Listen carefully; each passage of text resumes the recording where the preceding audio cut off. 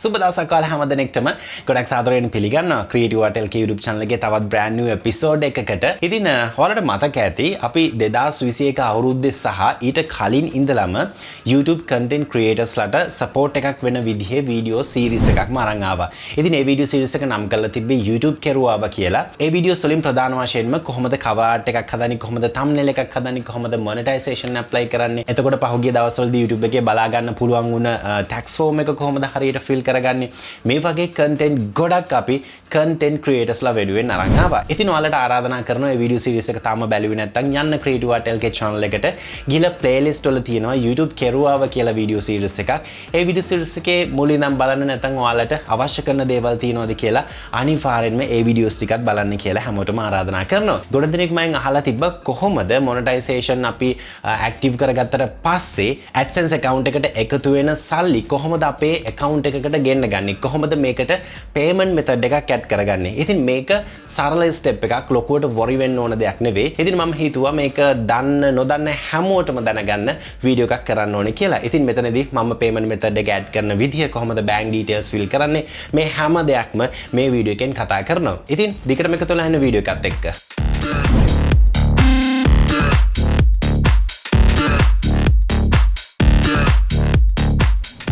මුලින්ම මතක් කරන්න ඕන අපේ අද වීඩියෝ එකේ ස්පොන්සර්ව. අද අපේ වීඩියෝ එකට ස්පොන්සර් කරන්නේ pikbest.com වෙබ්සයිට් එක.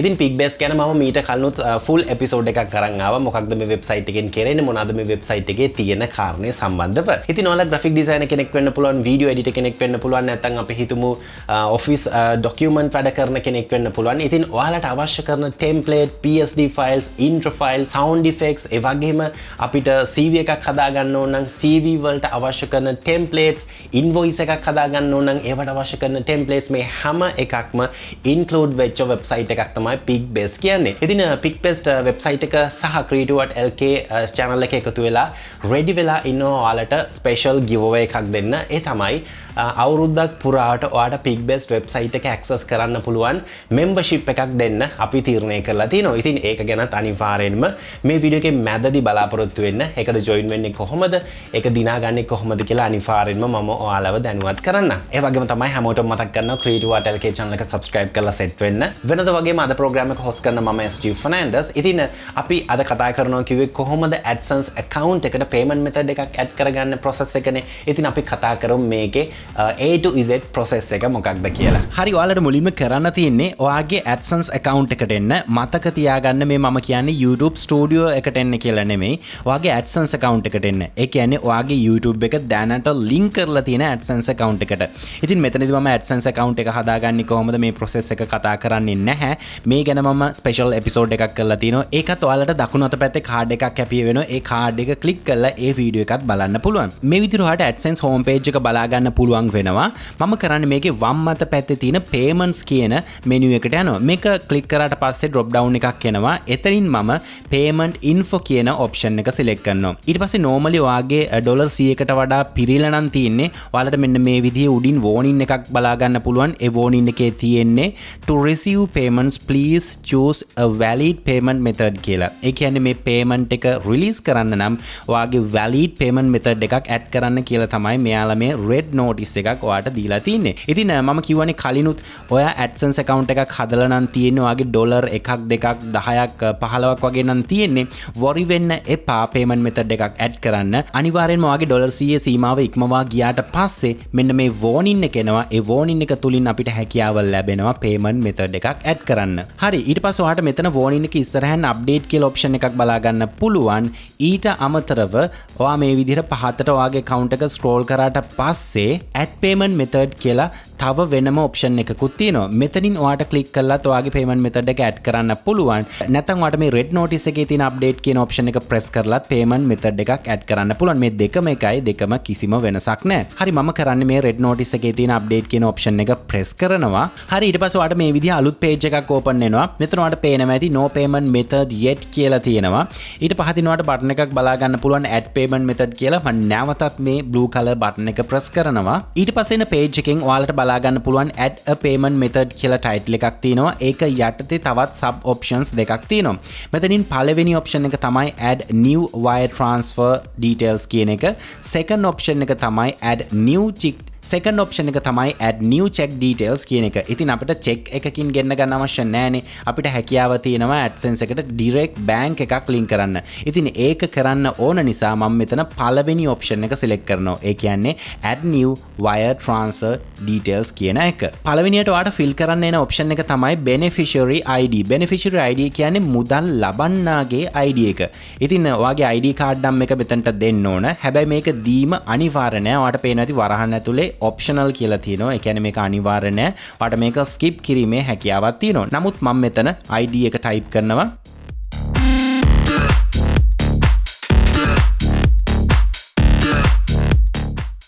ඊට පස්සේ ඔයාලට පහතින් බලා ගන්න පුළුවන් වෙනවා bank name කියන option එක. bank name එක ඔයා commercial bank එකක්ද use කරන්නේ, ඔයා BOC එකද, BOC නම් BOC කියලා ගහන්න එපා. bank of Ceylon කියලා සම්පූර්ණ නම type කරන්න. නැත්නම් ඔයා nation trust වෙන්න පුළුවන්, Ceylon වෙන්න පුළුවන්. මේ ඕනම bank එකක name එක තමයි මෙතන bank name කියන section එකේ type කරන්න තියෙන්නේ. ඊට පස්සේ ඔයාලට බලා ගන්න පුළුවන් වෙන්නේ bank swift code එක දෙන තැන. swift code එක හොයාගන්න ගොඩක්ම ලේසි. ඔයාලට කරන්න තියෙන්නේ Google එකට යන්න. Google එකට ගිහිල්ලා අදාළ බැංක් එක type කරන්න. example එකක් විදිහට commercial bank swift code කියලා type කරන්න. swift කියන්නේ SWIFT. මේ විදිහට type කරාට පස්සේ ඔයාලට Google එකෙන් උනත් ඔයාගේ බැංක් එකට අදාළ swift code එක හොයාගන්න පුළුවන්. තව example එකක් දුන්නොත් Bank of Ceylon එකේ swift code එක නම් type කරන්න Bank of Ceylon swift code කියලා. එතකොට ඔයාලට Google එකේ මේක හොයාගන්න පුළුවන්. ඉතින් මේ ක්‍රමය කරගන්න බැරි නම් ඔයාලට හැකියාව තියෙනවා බැංක් එක contact කරගෙන මේ swift code එක ඉල්ල ගන්න. swift code එකට පහතින් අපිට බලා ගන්න පුළුවන් account number කියන option එක. ඉතින් account number කියන්නේ අනිවාර්යෙන්ම දන්නවනේ ඔයාගේ bank account number එක තමයි හරියටම දෙන්න ඕන. මතක තියාගන්න හරි bank account number එක දෙන්න. මොකද පොඩ්ඩක් හරි වැරදුනොත් මේ payment method එක incomplete වෙනවා. ඊටත් පහතින් ඔයාලට බලා ගන්න පුළුවන් ඔයාගේ bank account number එක retype කරන්න කියලා option එකක් එනවා. ඉතින් ඔයාලට කරන්න තියෙන්නේ උඩ type කරපු bank account number එකම යටින් retype කරන එක. ඊට පස්සේ ඔයාලට බලා ගන්න පුළුවන් වෙනවා FFC FBO කියලා කෝඩ් එකක් ඉල්ලනවා. මේක ෆිල් කිරීම අනිවාර්ය නෑ. ඔයාලට හැකියාව තියෙනවා මේක skip කරන්න. මමත් මේ option එක skip කරනවා. skip කළා ඔයාලට පහතින් tick එකක් active කරන්න තියෙනවා පේනවා ඇති. set as primary payment method කියලා. ඒ කියන්නේ අපි මේ add කරන payment method එක අපේ ප්‍රධාන payment method එක කියලා tick එක දාලා ඊට පස්සේ ඔයාලට කරන්න තියෙන්නේ මෙතන save කියන option එක click කරන්න. මේ break එකේදී මම ඔයාලට කියන්න බලාපොරොත්තු වෙන්නේ ඔයාලට මතක ඇති මම මුලින්ම කිව්වා Pikbest සහ CREATIVEARTLK එකතු වෙලා 3 දෙනෙක්ව තෝරගෙන ඒ අයට අවුරුද්දක් පුරාවට Pikbest website එක access කරන්න membership දෙනවා කියලා. ඉතින් ඒක දිනාගන්නේ කොහොමද කියලා තමයි මේ දැනුවත් කරන්න ready වෙලා ඉන්නේ. ඉතින් මුලින්ම ඔයාලට කරන්න වෙන්නේ description area එකේ තියෙන Pikbest website එකේ link එක ඒකට යන්න. ඒකට ගිහිල්ලා Pikbest website එකේ ඔයාලට සිද්ධ වෙනවා account එකක් create කරන්න. මෙතනදී මතක තියාගන්න ඔයා දෙන email එක ඔයා දෙන password එක අනිවාර්යෙන්ම කොහේ හරි note down කරලා මතක තියාගන්න. මොකද ඒ account එකට තමයි ඔයා යම් කිසි විදිහකින් මේ membership එක දිනාගත්තොත් ඔයාගේ membership එක ලැබෙන්නේ ඒ මං කියපු account එකට. ඉතින් මුලින්ම register වෙන්න Pikbest website එකේ. ඊට පස්සේ ඔයාලට කරන්න තියෙන්නේ Pikbest YouTube channel එකට යන්න.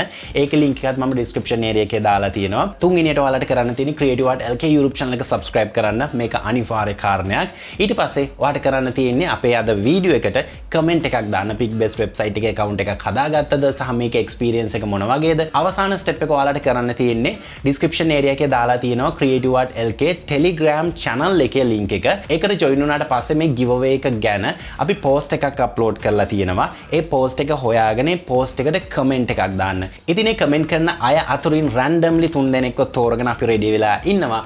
Pikbest membership එක අවුරුද්දක් පුරාවට use කරන්න ඔයාලට chance එක ලබා දෙන්න. මතක ඇතුව මම කලින් කියපු ඉහත කොන්දේසි ටික අනිවාර්යෙන්ම කරන්න. ඒව කරලා තිබෙන්නේ නැත්නම් යම් කිසි විදිහකින් ඔයා තේරුණත් සමහර විට disqualified වෙන්න ඉඩ තියෙනවා. හරි ඊට පස්සේ මම මේ option එක save කරාට පස්සේ මේ option එක ඊළඟ step එකට යන්නේ නැහැ. ඒ කියන්නේ මොකක් හරි වැරද්දක් තියෙනවා. අපි බලමු මේක scroll කරලා උඩට. ඔයාලට පේනවා ඇති මෙන්න මෙතන red mark එකක් වැරලා තියෙනවා.